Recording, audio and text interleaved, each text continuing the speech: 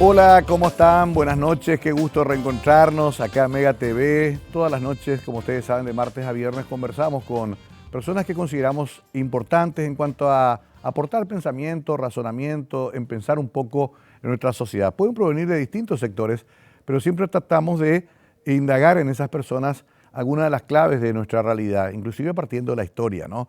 Tal es el caso de nuestro invitado hoy, un periodista de raza, de mucha práctica, que durante muchos años estuvo cumpliendo funciones en ABC Color, pero también ha escrito mucho y ha publicado este mismo año un libro casi premonitorio.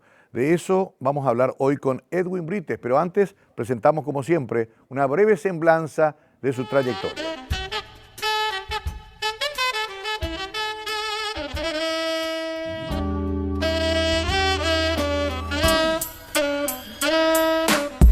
Edwin Marino Brites Paredes nació en San Juan Bautista Misiones en 1952. En su ciudad natal realizó sus primeros estudios.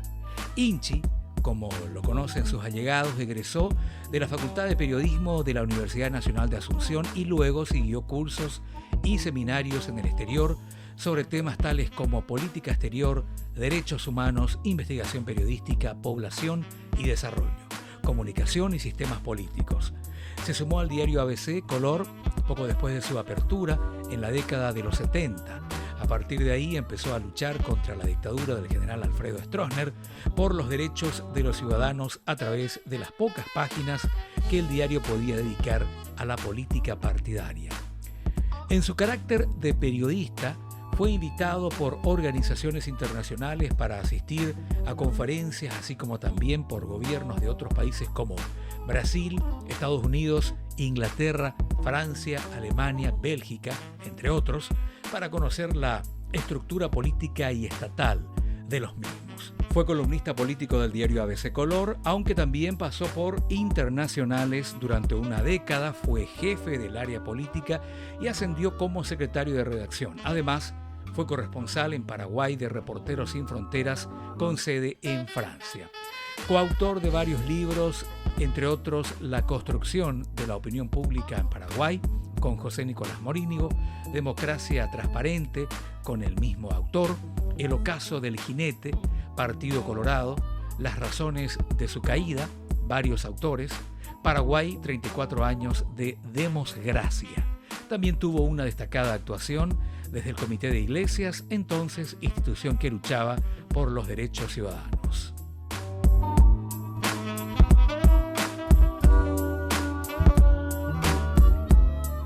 Un estimado Edwin, ¿cómo estás? Qué gusto tenerte acá.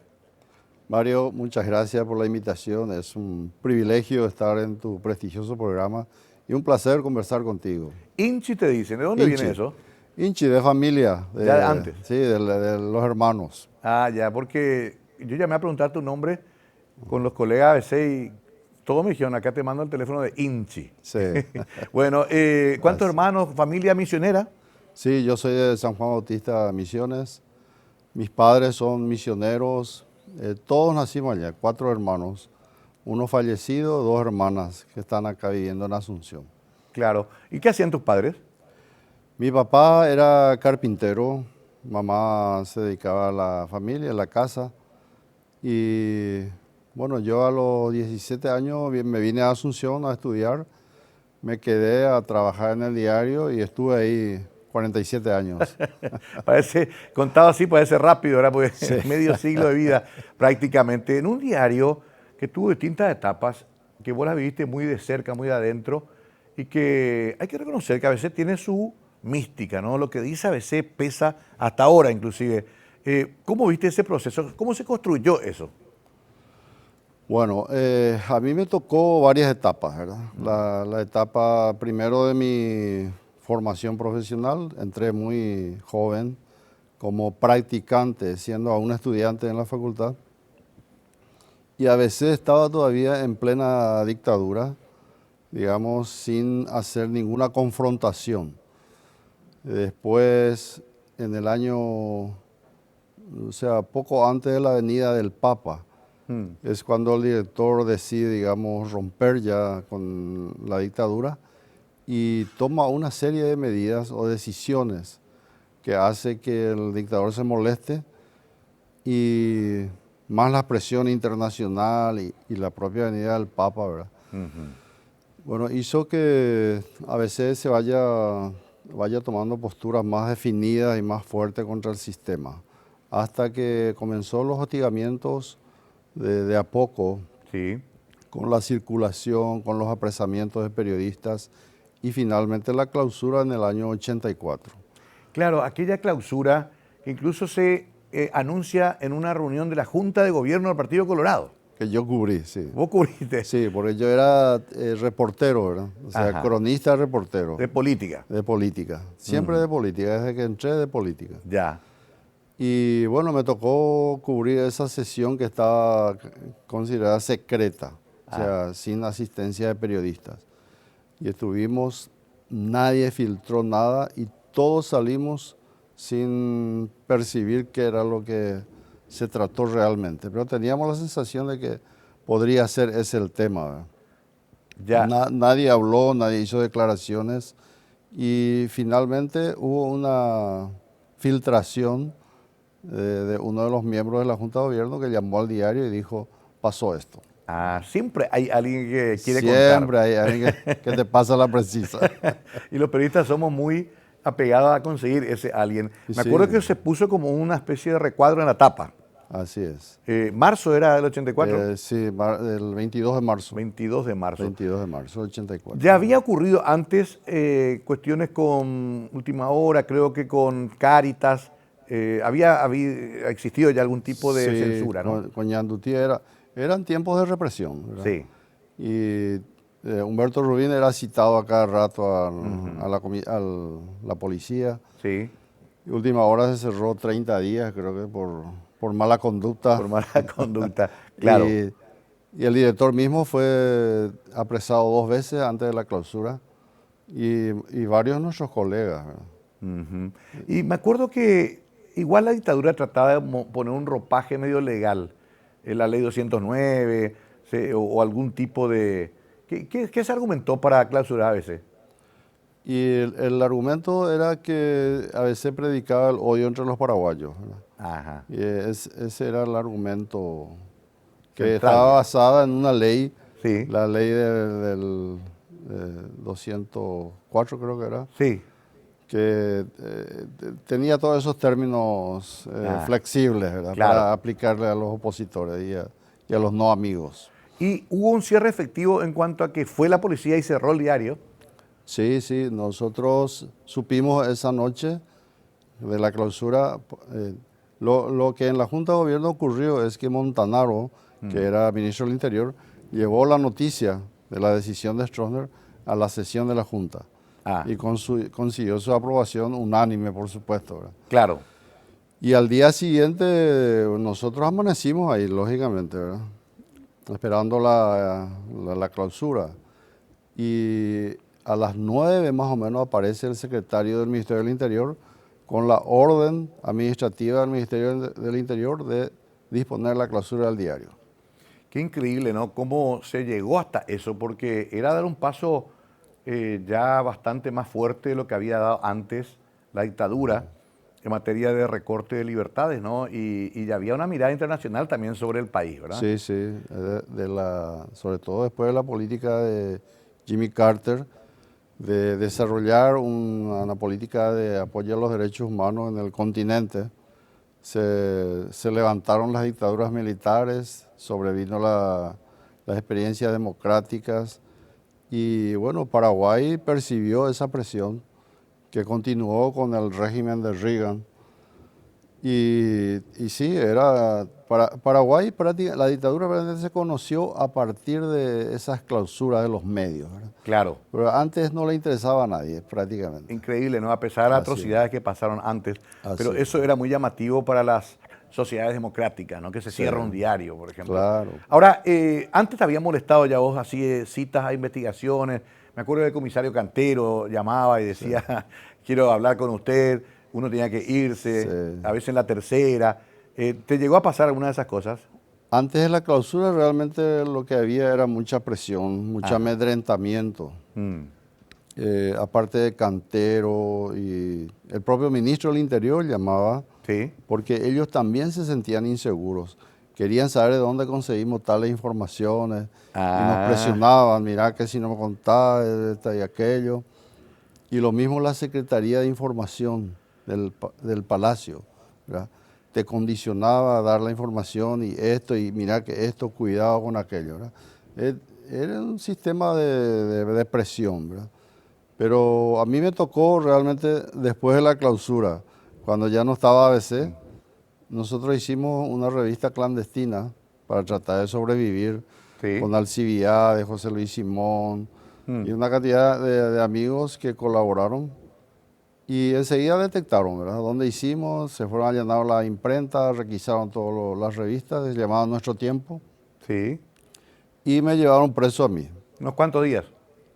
Sí, pocos días y sin ninguna consecuencia física, de tortura física, ¿verdad? Era más que nada un estate Sí, quieto, ¿no? Y sí, un allanamiento de mi casa, llevaron todos los libros que a ellos les interesaban. Qué cosa aquella de los libros, ¿no? Uno Sí. tenía que esconder hasta libros de Pablo Neruda. Hasta correspondencia, Hasta correspondencia. revisaban todo, se metían Sí. los últimos cajones, todo eso. Hoy parece irreal, parece digno de una película, pero la gente que está viendo, que es más joven que nosotros, debe saber que nuestras mamás o nuestras abuelas quemaban los libros para que no se comprometa el hijo, escondían, tiraban, cualquier tipo de libro. Te imaginas el detalle.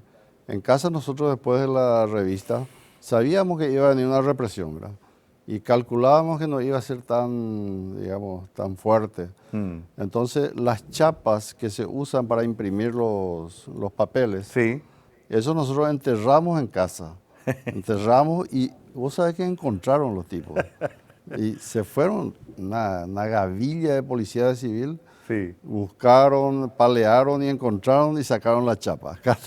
Y llevaron la prueba del delito. Claro, era la prueba del delito.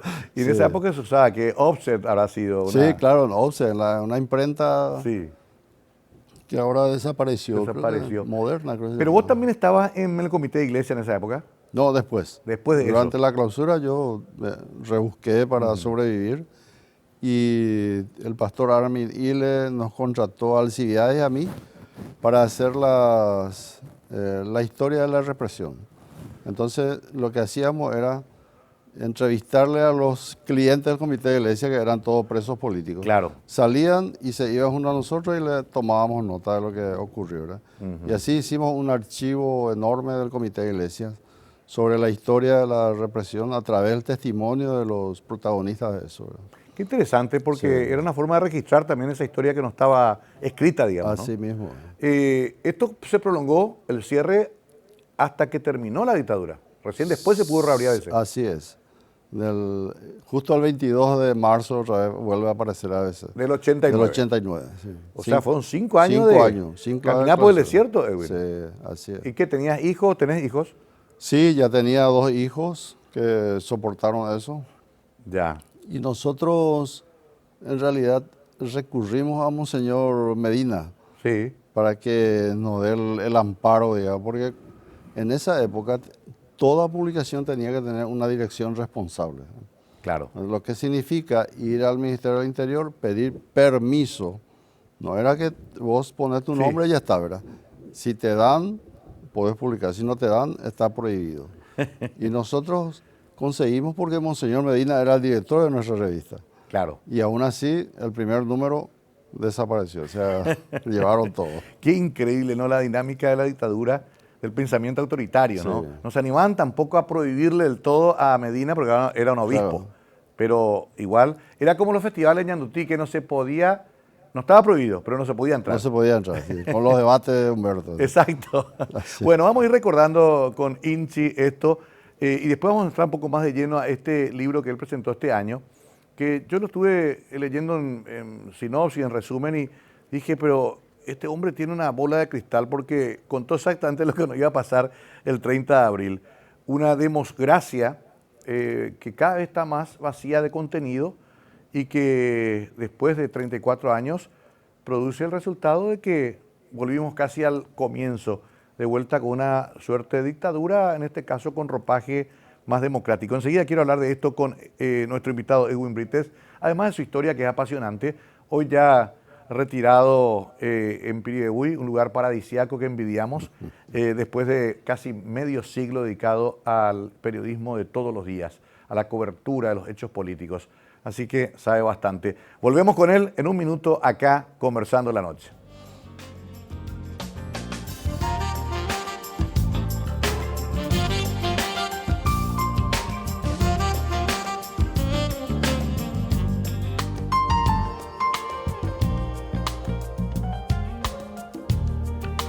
Edwin Brites es nuestro invitado de hoy, periodista de larga trayectoria, escritor. Escribiste varios libros.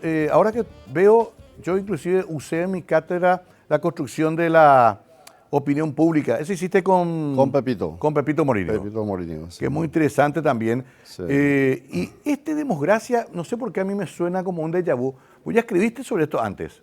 Sí. ¿O decía el término? Bueno, yo eso explico ahí en el libro, de que la palabra, o sea, Sí. la democracia, no es de mi autoría. Ajá. O sea, y tampoco sé quién lo hizo. Entonces puse un pedido de permiso público ahí, una disculpa porque uso algo que yo leí como voz en algún lado, ¿verdad? Claro, que queda. Pero no es mío, o sea, que Claro. no soy el dueño del... Porque alguna vez ya lo citaste y decíamos esas cosas, ¿verdad? Me acuerdo que había otro libro, Democracia Transparente. Sí, también hicimos con Pepito Morillo. ¿Verdad? Sí. Vos también. Sí, después de las elecciones de Guamosi, ¿verdad? Guamosi, sí. Sí. De Guamosi, sí. Sí, ese tengo también yo. Sí. Y ya en esa época hablábamos de lo que hoy seguimos hablando. Sí.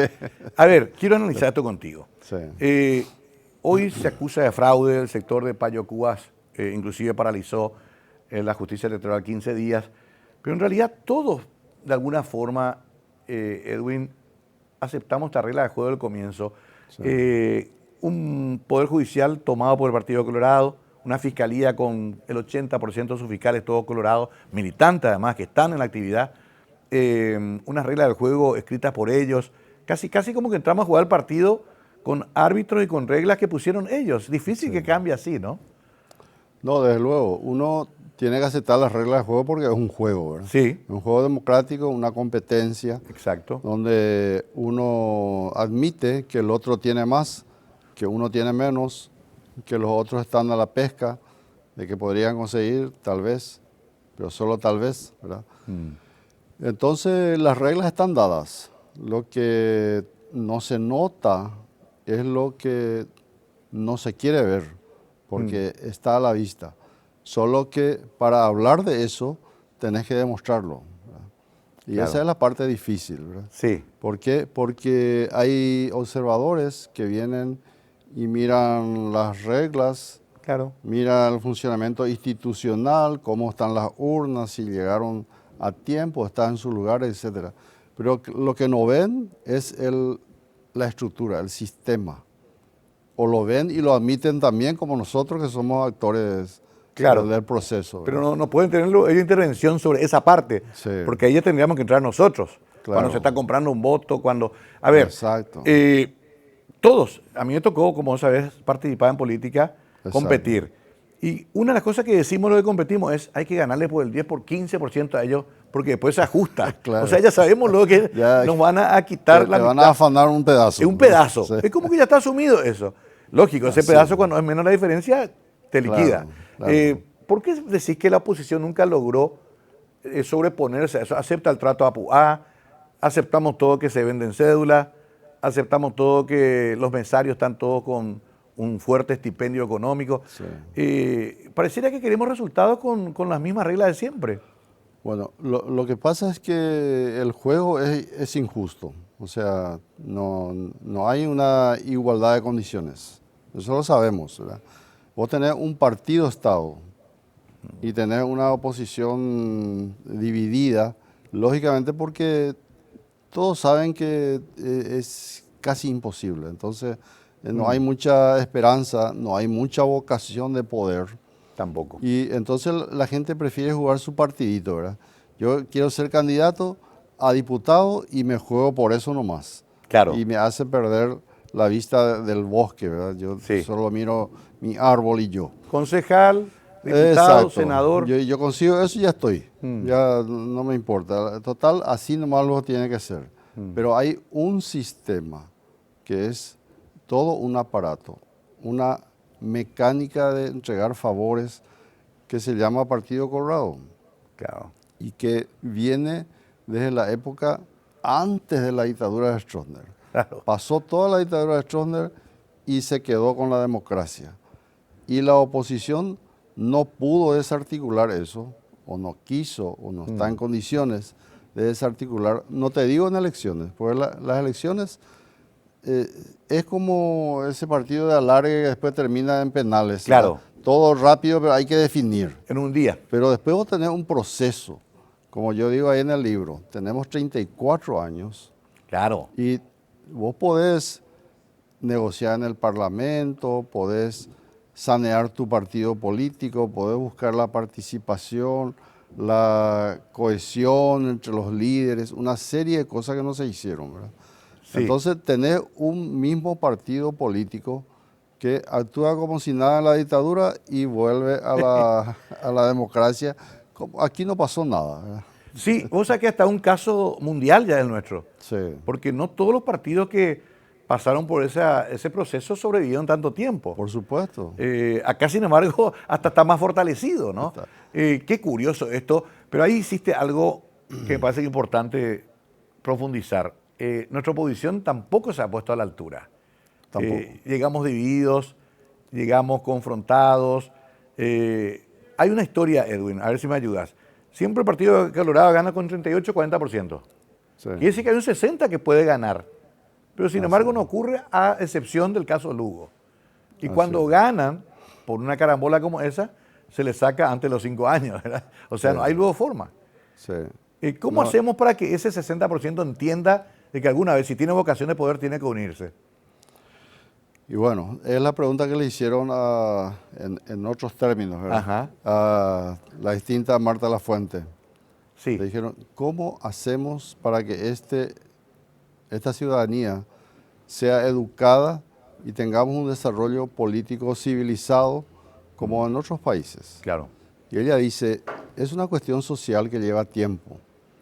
¿Por qué? Porque venimos entrampados desde otras épocas hasta estos días. Y la gente no percibe que haya un cambio, ¿verdad? Entonces apuesta a lo mismo. Si nosotros queremos cambiar eso, necesitamos por lo menos 50 años, decía Marta Lafuente. Y tal vez, solo tal vez, si es que la política educativa se conduce como una política de Estado, se pueda lograr un objetivo. Pero lo normal es que si vos cambiás ministro y jugás con los presupuestos, un poco de burocracia, otro pedazo de partidismo, electoralismo, entonces no va a haber resultados.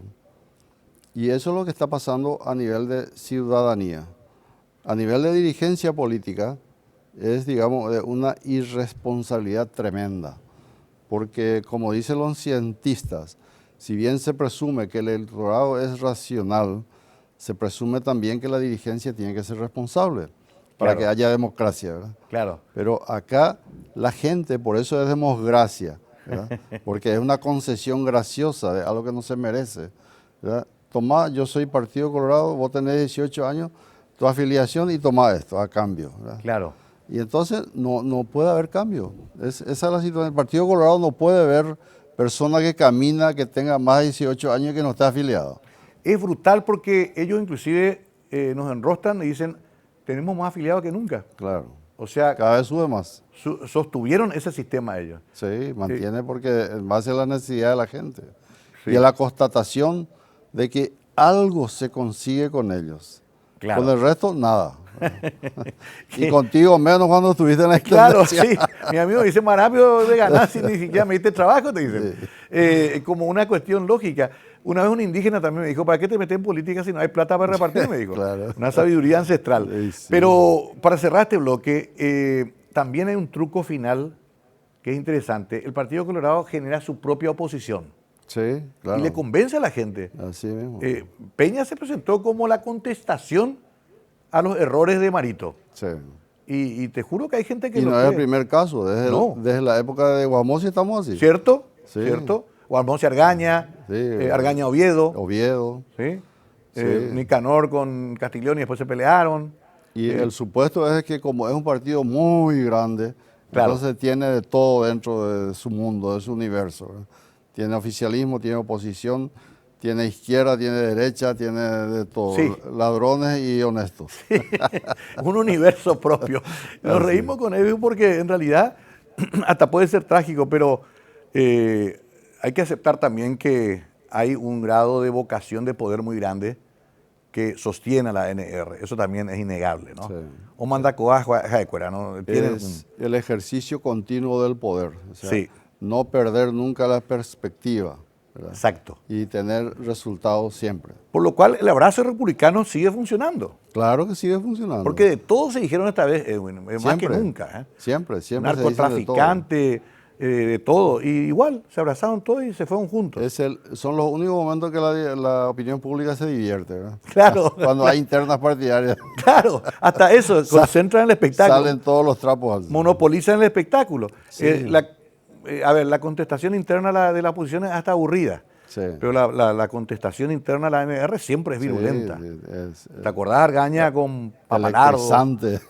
Los términos que Sí, usaban, sí, Perú-letrina, se han dicho de todo, ¿verdad? No es gran cosa, pero es lo que tenemos, Sí. decía Blas N. Puede ser hasta el Pato Donald candidato. Ellos te dicen esas cosas. Y mira, en Italia, por ejemplo, ocurre cosas así, ¿verdad? Sí, Pero hay una tremenda diferencia entre Italia y Paraguay. claro. En todo lo demás. Claro. Bueno, vamos a hacer una pausa. Después seguiremos desmenuzando un poco porque también me imagino que en Democracia vos hacés una advertencia donde incluso hablas del populismo como un peligro real para nuestro Así es. sistema de vida, ¿verdad? Vamos a hablar un poco de eso también porque me llama la atención que las élites, léase empresariado, léanse sector agroexportador, pareciera que se sienten más cómodos también con la ANR. ¿Por qué? Te voy a preguntar a la vuelta de la pausa. Ya volvemos con Edwin Brites, aprovechando su experiencia tantos años en observar los fenómenos políticos y sociales del Paraguay. En un minuto.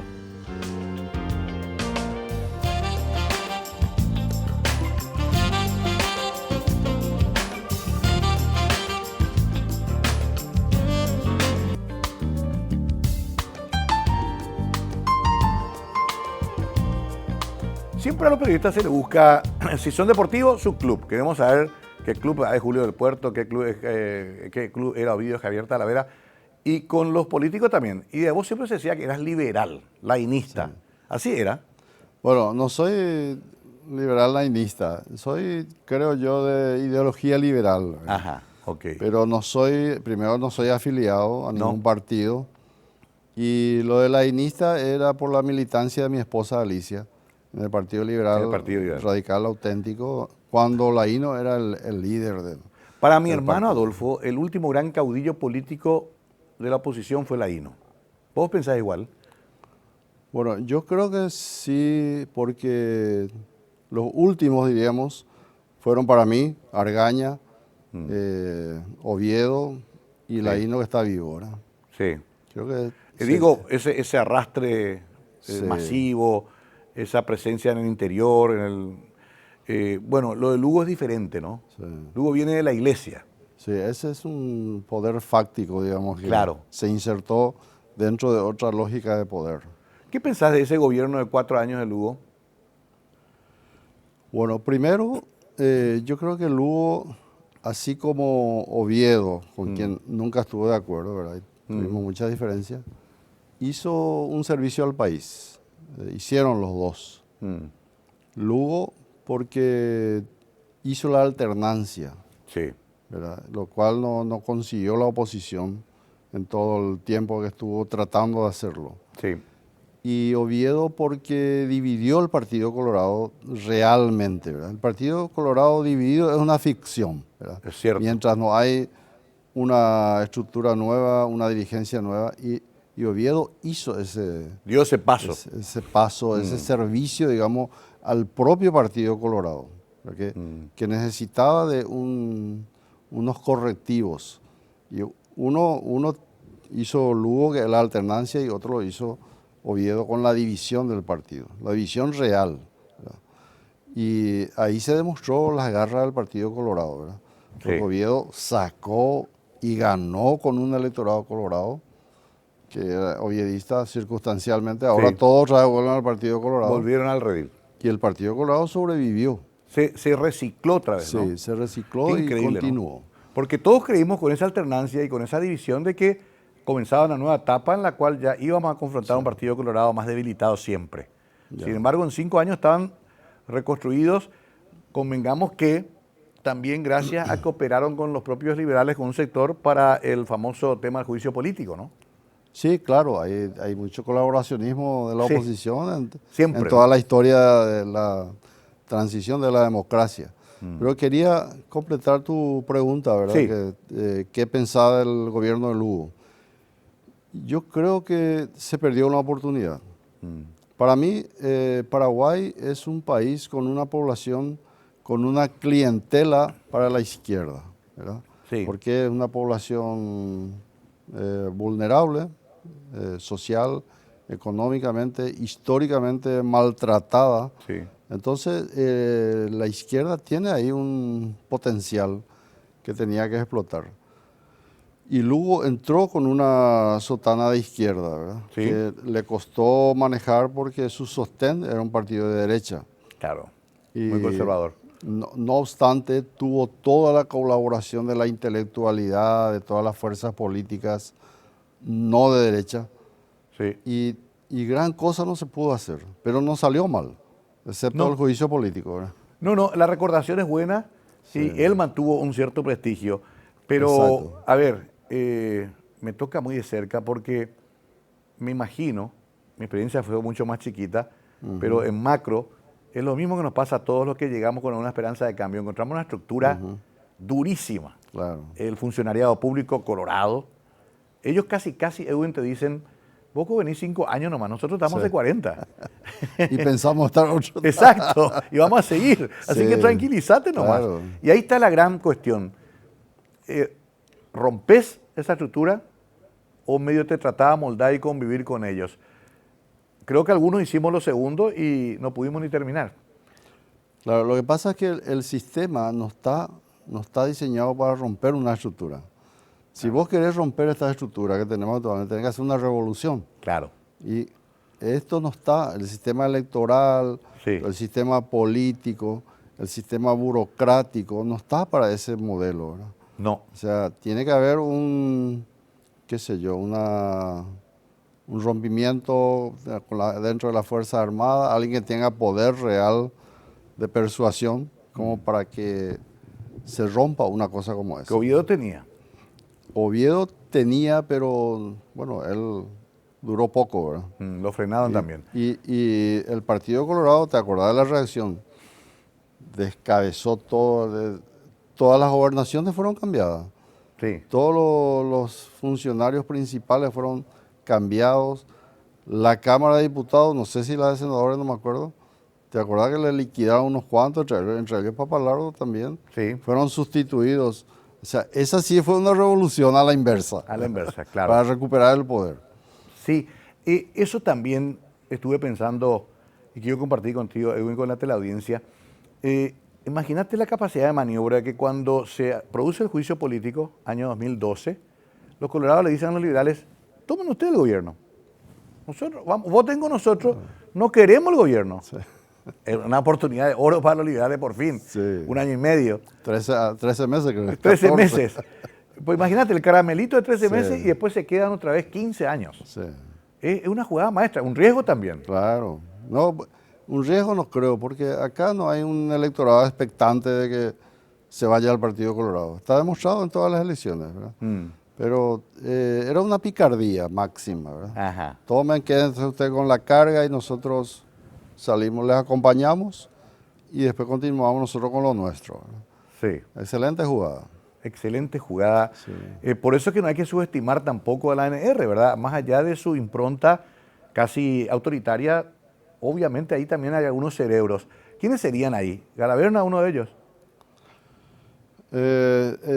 Periódicamente tienen sus cerebros, ¿verdad? Pero esto, como decía el propio Argaña, es más que nada una fuerza, no un cerebro, ¿verdad? Ajá. O sea, Argaña no dijo eso, ¿verdad? Pero Argaña lo que dijo es, coloque usted un Pato Donald al frente, igual se le va a elegir, ¿verdad?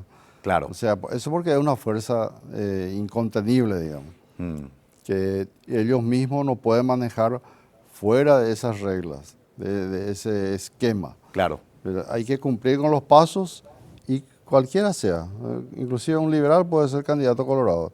Y lo fue Y ganó. Y está. Pero ese candidato tuvo que decir, vale más la militancia que el título universitario. Claro. Que son códigos que ellos necesitan escuchar. Se dijo mucho de eso, vale más la palabra de un general que 1000 leyes. ¿Te acordás? Claro. Son como mantras que hay que repetir siempre, ¿verdad? Sí, sí, esos son los eslogans que crean mentalidad. Y bueno, así se educa a la gente. Claro, nosotros en esta campaña nos ofendíamos todos, decíamos que bárbaro, ¿cómo decir eso? En realidad el mensaje no era para nosotros. No, claro.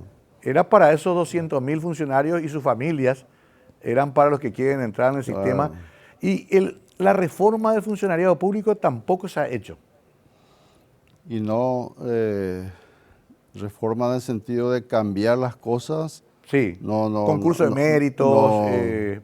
No existe la intención. Yo siempre digo que el Partido Colorado como tal no existe. Acá lo que existe es una burocracia estatal que usa un ropaje, un uniforme del Partido Colorado, ¿verdad? Ah, mira vos. Entonces, cuando el Partido Colorado tiene problemas, pierde unas elecciones, ¿quién le va a salvar? El elector, la burocracia de los funcionarios públicos. Claro. Que son inamovibles. ¿Por qué son inamovibles? Porque existe como 10.000 sindicatos, creo que. Sí. Yo tenía 14. Bueno. Y existe también la inamovilidad de ellos por los contratos colectivos. Son inamovibles. Sí. ¿Cómo les vas a quitar?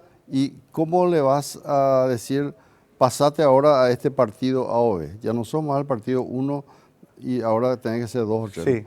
No va a ocurrir porque te van a decir, y bueno, y échame. No le vas a poder echar.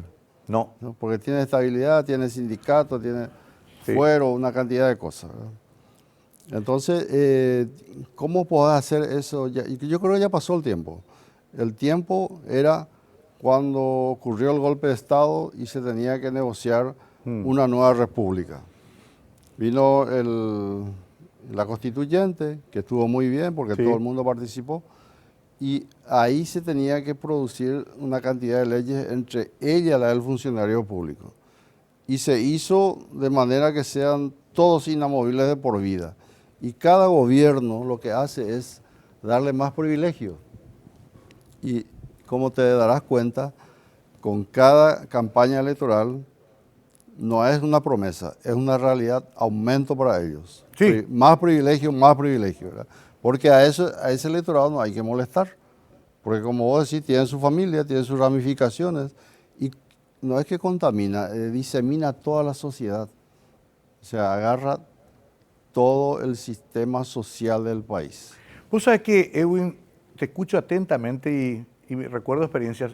Yo primero que soy pro sindicato, o sea, mi formación es más progresista y me parece bien que haya sindicatos. Yo también creo. Claro, pero por ejemplo yo considero ventajas que en el sector privado no conseguís. Ellos tienen un sistema que muere el papá y el hijo tiene derecho, por contrato colectivo, a ocupar su puesto. O sea, es casi hereditario el cargo. Es hereditario, sí. Es genial. Es como que tu hijo vaya y diga en ABC, bueno, quiero el escritorio de mi papá y ahora voy a trabajar acá. El sueño del pibe. Lo que hizo la reina de exacto, es medio monárquico. Pero bueno, yo siempre decía a ellos, es mérito de ustedes, porque consiguieron. Sí. Es la forma en que avanza también ese sector, que convengámonos, el que está favorecido con los millones de dólares de los grandes negocios de arriba, ¿no? Es apenas el sector que tiene las migajas, pero está muy consolidado. Así es. Bueno, yo cuando hay exceso yo no estoy de acuerdo, ni contra ni a favor. Hay exceso, no estoy de acuerdo, ¿verdad? Sí. Y a mí se me hace que el concurso de mérito es insustituible, ¿verdad? Sí. O sea, no tiene por qué haber cuestiones hereditarias, padrinazgo, afiliaciones ni nada por el estilo, ¿verdad? Y el derecho es el derecho y hay que respetar, ¿verdad? Yo fui miembro del Sindicato de Periodistas del Paraguay, creo que sigo siendo, aunque no me cobran más. Sí. Y somos los fundadores. ¿Ustedes consiguieron buenos contratos colectivos también? Sí, tenemos buenos contratos, tuvimos, sí. Yo ya no estoy, ¿verdad? Claro. Así que no estoy en contra. Entiendo. Pero cuando hay excesos ya... Pero se convirtió en una política de sobrevivencia hacer sindicato, ¿verdad? Porque no tendría por qué existir demasiado, ¿verdad? Lo que pasa es que cuando sos dirigente tenés más privilegios. Entonces te conviene tener un sindicatito, otro sindicatito, y algunos son grandes. Algunos son bien grandes, sí. Pero cuanto más dirigentes, más protegido. Voy a seguir este análisis más profundo todavía a la vuelta de la pausa, porque creo que acá está el Caracup. Y la pregunta final va a ser, ¿cómo cambiamos esto? Si no pudimos hacerlo en 34 años, el número que está en la tapa de este libro. A la vuelta de la pausa.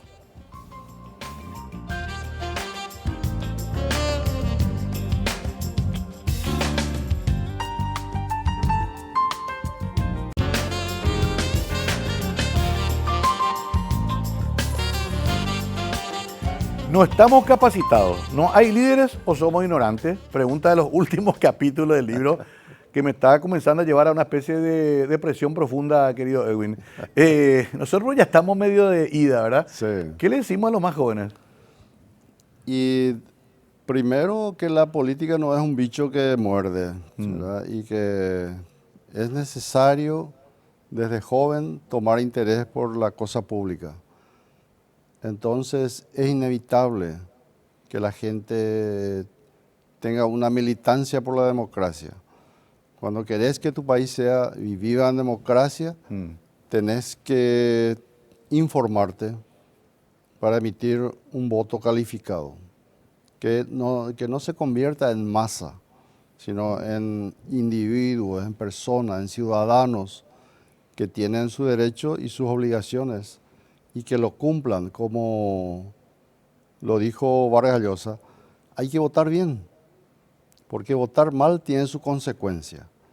Y no nos queremos dar cuenta, pero cuando esa consecuencia se convierte en un problema nacional, ahí sí nos convertimos en políticos, contra, Claro, no a favor. En contra. Dejé picando en uno de los bloques anteriores el tema de la élite empresarial, de los negocios, de las finanzas. ¿Tenés la misma impresión que yo de que ellos se sienten más cómodos con lo que ya conocen? Sí, yo creo que no solamente la élite empresarial, ¿verdad? Todos los poderes fácticos se sienten más cómodos con otro poder real, que en este caso es el Partido Colorado, ¿verdad? Claro. Entonces, no es solamente el empresariado. Yo hace poco, no sé a quién le dije, antes de las elecciones, me preguntaron si la denuncia o la posición de los Estados Unidos con respecto a algunos de los dirigentes paraguayos, y le dije, no creo que tenga efecto, porque para mí el Departamento de Estado sigue siendo Colorado.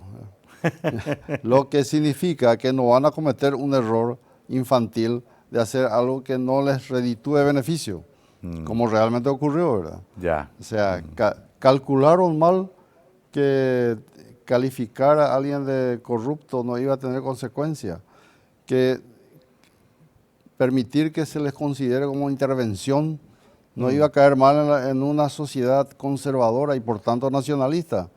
Yo creo que no calcularon mal, ellos calcularon sus intereses. Claro. Por tanto, la embajada es un poder fáctico. Sí. La iglesia es otro poder fáctico. Las Fuerzas Armadas, independientes, por más que sea parte del Estado paraguayo, o sea, el funcionariado es un poder fáctico. Sí. Bueno, a todos les conviene el statu quo. A nadie le conviene que cambie nada. Pero yo lo que me resisto a creer, y eso lo digo en el libro, es que una sociedad que vive en libertad hace 34 años no pueda apostar a un cambio. No lo concibo, no sé, no me entra en la cabeza. Aunque sea por probarlo, ¿no? Sí, aunque sea como una experiencia. Claro, eso es lo que vos planteás acá también. Eso es lo que planteo, ¿verdad? Bueno, se nos va acabando el tiempo, lastimosamente, querido Inchi. La verdad que disfruté mucho. Tengo que visitarte en Piribebuy. ¿Cómo es tu vida allá? Te espero allá y mira, estoy haciendo lo que siempre quise hacer, Sí. de todo un poco. Ajá. De chacrero, de granjero, de camionero, de quesero con mi hijo, Mira vos. de todo un poco. Pero también escribís. Sí, y esto me motivó el problema que tuve de salud. Sí. Y entonces me dijeron, tenés que quedarte un poco más. Entonces me quedé y leí más y escribí otra vez. ¿Y ya estás recuperado? Ya estoy recuperado, sí, gracias a Dios. Gracias a Dios. Bueno, Sí. querido Inchi, queda tanto, quería hablar de otras cosas también, preguntarte tu relación con su colillo, todo un tema aparte, podemos hacer un programa aparte de Hora Cero, Sí. pero ya tendremos tiempo. Hoy queríamos hacer esta mirada. Les recomiendo que lean el libro, está en Servilibro, de nuestra querida amiga Vidalia, vale la pena. Yo ya lo estuve ojeando, leí una sinopsis para hacer la entrevista, pero sobre todo para pensar y desafiarnos también nosotros mismos. ¿Queremos no alguna vez aventurarnos al cambio en Paraguay o vamos a seguir nomás así? Edwin, gracias por venir y no será la última vez que hablemos.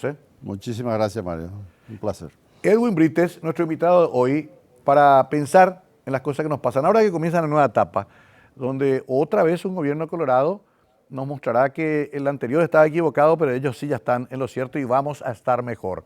Y si no fuera así, inventarán en 4 años y medio otra fórmula. ¿Qué se puede hacer en el camino? Es una pregunta que dejamos picando con nuestro invitado de hoy. Muchas gracias. Tengan ustedes muy buenas noches.